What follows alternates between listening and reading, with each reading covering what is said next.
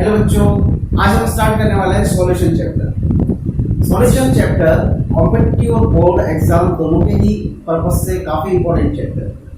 Solution की हम बात करें तो इस पूरे ही चैप्टर की एक समरी हम ले लें कि हमको सॉल्यूशंस में पढ़ना क्या क्या है।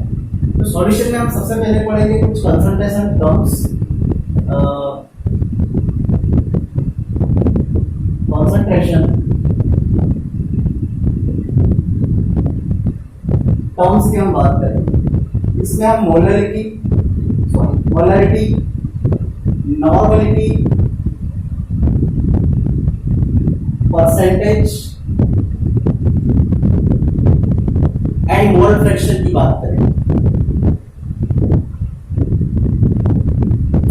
वैसे सारे ही टॉपिक्स जो आपको दिख रहे हैं ये क्लास 11 में हम लोग पढ़ चुके हैं, पर फिर भी इस टॉपिक से रिलेटेड है और इम्पोर्टेंट है, इसलिए हम फिर से यहाँ पर पढ़ेंगे इन्हें। And after that in terms के बाद यहाँ पर हम पढ़ेंगे टाइप्स ऑफ सॉल्यूशंस क्या होते हैं। इसके बाद में कुछ क्वालिटेटिव प्रॉपर्टीज हम देखेंगे। तो सॉल्युबिलिटी भी हम देखेंगे, कौन किसमें सॉल्युबल है। सॉल्युबिलिटी देखेंगे। सॉल्युबिलिटी अगर गैस है लिक्विड में सॉल्युबल, गैस इनटू लिक्विड, इसमें एक लॉ वर्क करेगा बेटा, हेनरीज लॉ। तो हमको यहां पर हेनरी लॉ पढ़ना है। नेक्स्ट क्वालिटेटिव प्रॉपर्टीज हम देखेंगे।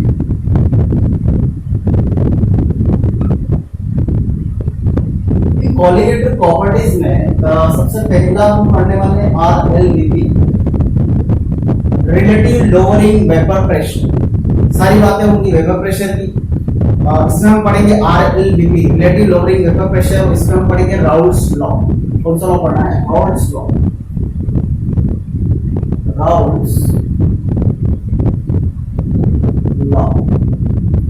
एक लॉ हमने पढ़ा है, एक लॉ हम पढ़ेंगे हेनरी लॉ ऊपर, और एक है इसमें राउल्स लॉ। दोनों के ही न्यूमेरिकल्स हम सॉल्व करेंगे। इसके बाद में second qualitative property elevation of boiling point. Elevation of boiling point. Next point है depression in freezing point। BP है आपका boiling point, freezing point। After that हमको पढ़ना है कुछ ऑस्मोसिस एंड ऑस्मोटिक प्रेशर के बारे में कुछ बातें करनी। Osmosis and osmotic pressure.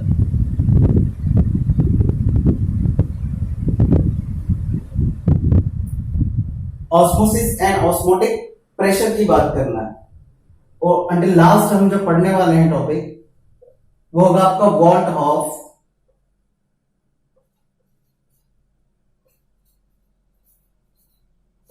Factor. Until last हम पढ़ेंगे वॉट ऑफ फैक्टर। ओके, ये सारे ही टॉपिक्स हमको कवर करने हैं इस सॉल्यूशन चैप्टर में। सो स्टार्ट करते हैं सॉल्यूशन कि व्हाट इज सॉल्यूशन, सॉल्यूशंस होते क्या हैं, उनकी बात की अगर हम बात करें। सॉल्यूशन इज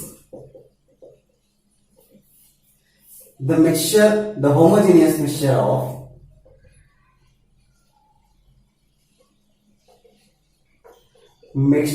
ऑफ टू और मोर सब्सटेंस। सॉल्यूशन क्या है? एक होमोजेनियस मिक्सचर है टू और मोर सब्सटेंसेस का। क्लियर? तो सॉल्यूशन में हम बात करें तो इसमें दो पार्ट होते हैं बेटा। एक होगा आपका solute and another part is solvent. जिसे आप डिसॉल्व कर रहे हैं वो होगा सॉल्यूट, और जिसमें आप डिसॉल्व कर रहे हैं वो होगा सॉल्वेंट। क्लियर? मतलब अगर आप 1 स्पून चीनी, मतलब आप 1 चीनी शुगर लेते हैं, मतलब आप 1 स्पून शुगर ले रहे हैं तो वो क्या हो जाएगा आपका सॉल्यूट। और जिसमें आप डिजोल्व कर रहे हैं, मतलब अगर आप वाटर में डिजोल्व कर रहे हैं तो वो क्या हो जाएगा आपका सॉल्वेंट। एक और बात ये है कि जो ज्यादा अमाउंट में हो, जो लार्ज अमाउंट में होता है, उसको हम बोलते हैं सॉल्वेंट। तो ये क्या होगा बेटा, लार्ज अमाउंट बाय मास। ये किस में प्रेजेंट होता है, लार्ज अमाउंट में प्रेजेंट होता है।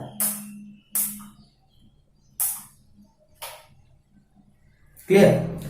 सो और जो आपका सॉल्यूट पार्ट होता है वो होता है स्मॉल अमाउंट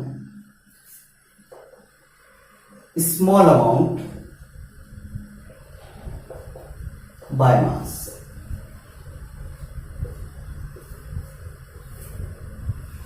तो एक आपका लार्ज अमाउंट में होगा जिसको हम बोलेंगे सॉल्वेंट, और एक होगा आपका स्मॉल अमाउंट में जिसको हम बोलते हैं सॉल्यूट। तो हम यहां पर टाइप्स ऑफ सॉल्यूट की अगर बात करें, टाइप्स ऑफ सॉल्यूशन की बात करें तो यहां पर टाइप्स ऑफ सॉल्यूशन दो टाइप से हम पढ़ सकते हैं। First, on the basis of physical property और फिजिकल स्टेट ऑफ सॉल्वेंट। जो फिजिकल स्टेट होती है सॉल्वेंट की, उसके बेसिस पे कर सकते हैं, physical state of solvent. Clear. मतलब आपका सॉल्वेंट का नेचर कैसा है, सॉल्वेंट जो है उसकी फिजिकल स्टेट क्या है। तो अगर आपका सॉल्वेंट अगर सॉलिड हुआ तो हो जाएगा सॉलिड सॉल्यूशन। मतलब इसमें लार्ज अमाउंट में क्या होगा बेटा, सॉलिड होगा। इफ लार्ज अमाउंट में गैस है, सॉलिड जो है आपका, सॉल्वेंट जो है आपका वो अगर गैस है तो वहां पर क्या हो जाएगा आपका gas solution. And another one is, अगर सॉल्वेंट जो है आपका लिक्विड है तो वहां पर हो जाएगा लिक्विड सॉल्यूशन।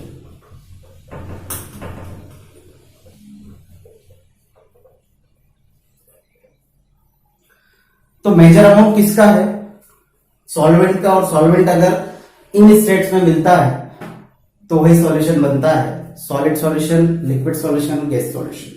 क्लियर। सेकंड है on the basis of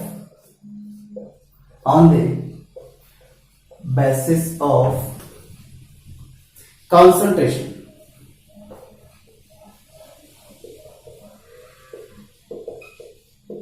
clear. On the basis of concentration. Concentration क्या है, कितना सॉल्यूट आप कितने सॉल्वेंट में डिसॉल्व कर रहे हैं, कितना सॉल्यूट का पार्ट आप कितने सॉल्वेंट में डिसॉल्व कर रहे हैं, ये क्या होता है आपका कंसंट्रेशन होता है। तो कंसंट्रेशन के बेसिस पे जो क्लासिफिकेशन है उसकी हम अगर बात करें तो पहला जो सॉल्यूशन आता है आपका कंसंट्रेटेड सॉल्यूशन।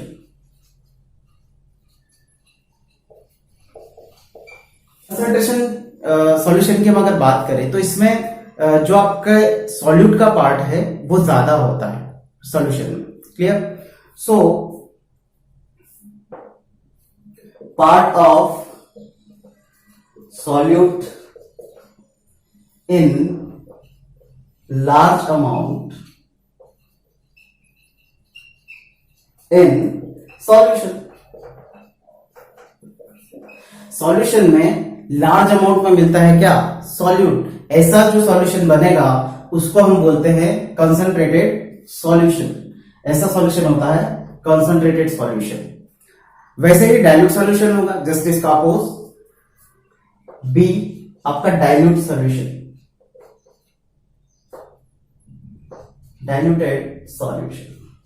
देखिए डाइल्यूट सॉल्यूशन क्या है, डाइल्यूट सॉल्यूशन जिसमें आपके सॉल्यूट का जो पार्ट है वो लेस अमाउंट में मिलता है।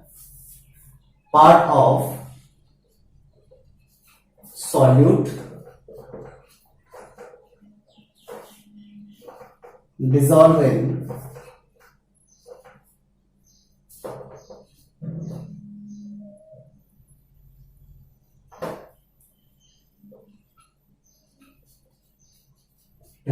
solvent in less amount.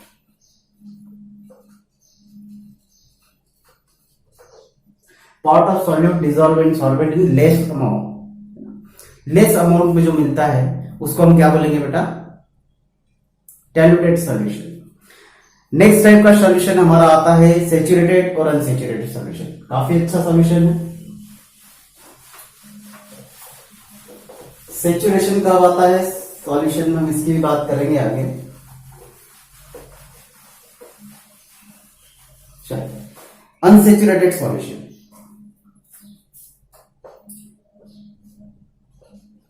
Unsaturated solution. Unsaturated solution क्या है? अनसैचुरेटेड सॉल्यूशन का मतलब ये होता है कि अगर आप किसी सॉल्यूट को डिसॉल्व कर रहे हैं सॉल्वेंट में और वो डिसॉल्व होता चला जा रहा है ना, मतलब आप सॉल्यूट को डिसॉल्व कर रहे हैं सॉल्यूट में और वो डिसॉल्व होता चला जा रहा है, उसको हम बोलते हैं unsaturated solution. A solute can be more soluble in solution at given temperature। मतलब गिवन टेम्परेचर में आपका सॉल्यूट जो है वो सॉल्यूशन में क्या हो रहा है? डिसॉल्व होता चला जा रहा है, उसको हम क्या बोलेंगे बेटा? Unsaturated solution. आप डिसॉल्व करते जा रहे हो, वो हो रहा है, इजीली हो रहा है at given temperature. Given temperature अगर हम रूम टेम्परेचर की बात कर ले तो हम रूम टेम्परेचर में क्या है, हमको शुगर ऐड करना है वाटर में, हम डिसॉल्व करते चले जा रहे हैं, वो भी डिसॉल्व हो रहा है। तो ऐसा सॉल्यूशन क्या हो जाएगा आपका? Unsaturated solution. बट एक कंडीशन ऐसी भी आएगी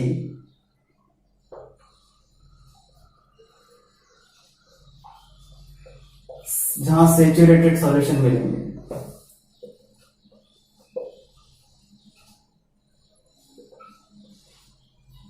एक कंडीशन ऐसी आएगी जहां पर हमको क्या मिलना है?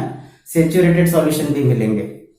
सैचुरेटेड सॉल्यूशन क्या होते हैं कि अगर हम डिसॉल्व कर रहे हैं सॉल्यूट को तो एक कंडीशन तक तो वो डिसॉल्व होता है एट अ गिवन टेम्परेचर, एक पर्टिकुलर टेम्परेचर की बात करें या रूम टेम्परेचर की बात करें तो वो डिसॉल्व तो हो रहा है, बट एक कंडीशन आएगी जब वो डिसॉल्व होना बंद हो जाता है, तो वहां पर हमको उसका टेम्परेचर या तो इंक्रीज करना पड़ेगा, उसको एनर्जी देना पड़ेगा, उसको हीट देना पड़ेगी, तब जाके वो डिसॉल्व होगा। तो ऐसा सॉल्यूशन जिसमें अ solute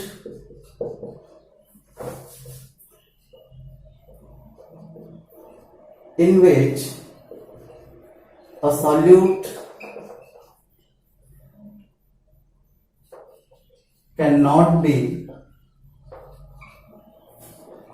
more soluble in solution at given temperature। Clear? मतलब एट गिवन टेम्परेचर हम उसको और ज्यादा डिसॉल्व नहीं कर सकते हैं, तो ऐसे जो सॉल्यूशन कहलाते हैं वो है सैचुरेटेड सॉल्यूशन। तो हमने 4 टाइप का सॉल्यूशन पढ़ा: concentrated, dilute, unsaturated and saturated solution. चलिए नेक्स्ट हम डिस्कस करेंगे expression of concentration terms. Okay,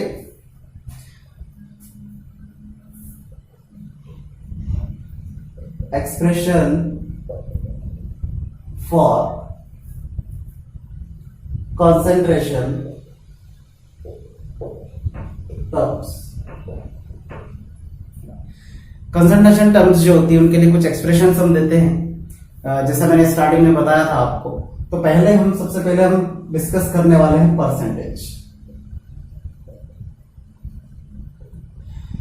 percentage, हम सुनते हैं 10% का सॉल्यूशन, 20% का सॉल्यूशन, तो परसेंटेज क्या है? A part of solute, a part of solute dissolve in 100th part of solution. Solute का कितना पार्ट आपने डिसॉल्व किया है 100th पार्ट ऑफ सॉल्यूशन में, उसको बोलते हैं परसेंटेज। क्लियर? तो परसेंटेज जो होता है आपका दो टाइप का या तीन टाइप का हम बोल सकते हैं। एक होगा आपका वेट बाय वेट, एक होगा आपका वेट बाय वॉल्यूम, और एक होगा आपका वॉल्यूम बाय वॉल्यूम। तीनों में डिफरेंस क्या है? वेट बाय वेट का मतलब सॉल्यूट जो है आपका वो ग्राम में है, और जो सॉल्वेंट आपने लिया वो भी ग्राम में, जो सॉल्यूशन है वो भी क्या है? ग्राम में। यहां पर हम वेट की बात करें, सॉल्यूट आपका जो है वो क्या है? ग्राम में, और सॉल्यूशन जो होगा वो ml में, वॉल्यूम ले रहे हैं। क्लियर? यहां पर दोनों ही जो हैं वो क्या होंगे? ml में, मतलब लिक्विड होंगे, सॉल्यूट और आपका सॉल्यूशन। क्लियर? तो ये तीन चीजें हमें पढ़नी है। तो percentage first, percentage of weight by weight solution, weight by weight solution. अब वेट बाय वेट सॉल्यूशन का अगर हम परसेंटेज की बात करें तो ये होता है wait of solute upon weight of solution into 100। दोनों को ही हम क्या ले रहे हैं? Wait of solute upon weight of solution. दोनों ही काय में है ना, दोनों ही ग्राम में ही होंगे, और इंटू हम 100 करेंगे परसेंटेज के लिए। क्लियर? सो नेक्स्ट हम चलते हैं, नेक्स्ट हमारा परसेंटेज ऑफ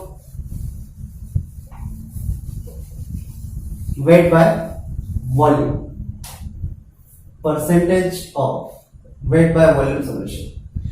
इसमें क्या हो जाएगा? आपको जो परसेंट निकालना है तो आप लेंगे वेट ऑफ सॉल्यूट, क्योंकि इसमें जो सॉल्यूट पार्ट है आपका काय में है?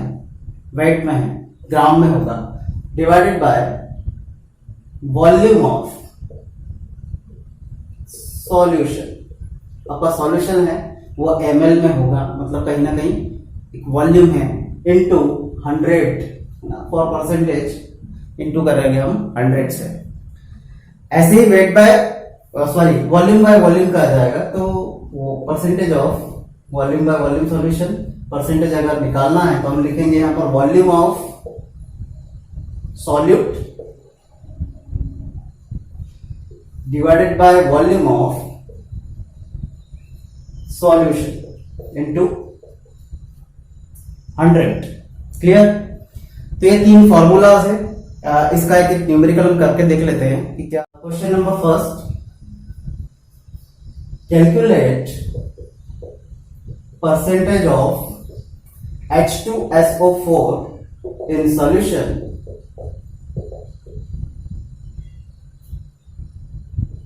in which 40 gram of H2SO4 dissolved in 1000 ml of water। ऐसा कोई सॉल्यूशन है जिसमें 40 ग्राम आपका H2SO4 लिया है और डिसॉल्व किया है 1000 ml वाटर में। सो बताइए आप किसका केस होना चाहिए? वेट बाय वॉल्यूम का, वॉल्यूम बाय वॉल्यूम, और वेट बाय वेट। देखिए एक चीज हमें दी हुई है ग्राम में और एक दिया हुआ है आपको ml में, मतलब ये केस है आपका वेट बाय वॉल्यूम का। ओके, तो percentage of H2SO4 equals to क्या हो जाएगा बेटा? Weight of solute upon volume of solution. Into 100, यही फॉर्मूला लगना है। वैल्यूज पुट करके देखें, वेट कितना है सॉल्यूट का 40, H2SO4 का वेट 1000 आपने डिसॉल्व किया है, और 100 आपके परसेंटेज के लिए कितना आ रहा है 4%। H2SO4 का परसेंट कितना आ रहा है बेटा इसमें 4% आ रहा है। इस टाइप के क्वेश्चंस काफी इजी है, बोर्ड लेवल के क्वेश्चंस है।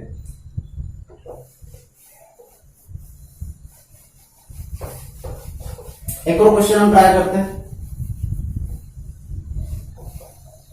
एक और क्वेश्चन ट्राई करते हैं। 30 ml ethyl alcohol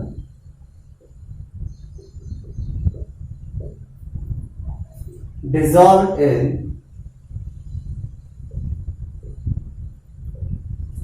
270 ml of water. Calculate percentage of ethyl alcohol. Clear? 30 ml लिया हुआ है इथाइल अल्कोहल, कितने में लिया है 270 ml वाटर में, हमको कैलकुलेट करना है इथाइल अल्कोहल का परसेंटेज कितना होगा। क्लियर? सो ये किसका केस होना चाहिए, ये भी आपको वॉल्यूम में दिया है और वाटर जो है वो भी आपका वॉल्यूम में है, मतलब ये केस है आपका वॉल्यूम बाय वॉल्यूम का। Clear? So percentage of ethyl alcohol ये आ जाएगा आपका volume of solute upon volume of solution into 100। Clear? देखिए वेट बाय वेट जो केस आता है वेट बाय वेट का, इसमें एक चीज आप याद रखें कि भाई दोनों ही जो आपका ले रहे हैं आप सॉल्यूट और सॉल्यूशन, इसमें क्या होगा कि दोनों ही लिक्विड है। अगर आप ऐड कराएं किसी लिक्विड में दूसरे लिक्विड को, तो उसका वॉल्यूम क्या होगा सॉल्यूशन का ऑटोमेटिक बढ़ जाएगा। सॉल्यूशन में क्या होगा, सॉल्यूशन का ऑटोमेटिक वॉल्यूम क्या हो रहा है, बढ़ रहा है। बिकॉज अगर हम वाटर की बात करें तो 270 ml तो पहले ही था, है ना, इसमें हमने ऐड क्या कर दिया 30 ml इथाइल अल्कोहल और डाल दिए, तो इसका वॉल्यूम क्या हो जाएगा, बढ़ जाएगा। मतलब हमको क्या करना है, सॉल्यूशन का जो वॉल्यूम है उसमें दोनों को ऐड करना है। मतलब यहां पर क्या हो जाएगा, सॉल्यूट जो है उसका इथाइल अल्कोहल जो उसका कितना है 30 ml, और यहां पर हो जाएगा 270 प्लस 30, पूरे सॉल्यूशन की बात हो गई। क्लियर? इनटू 100, सॉरी ये हो जाएगा 30 अपॉन 300 इंटू 100। कितना परसेंटेज आ रहा है 10%। इथाइल अल्कोहल जो है वो 10%। सो इस टाइप के क्वेश्चंस है, volume by volume, wait by volume and weight by weight. Clear? Next time हम पढ़ेंगे मोलरिटी, नॉर्मलिटी, उसको नेक्स्ट वीडियो में पढ़ेंगे। Thank you.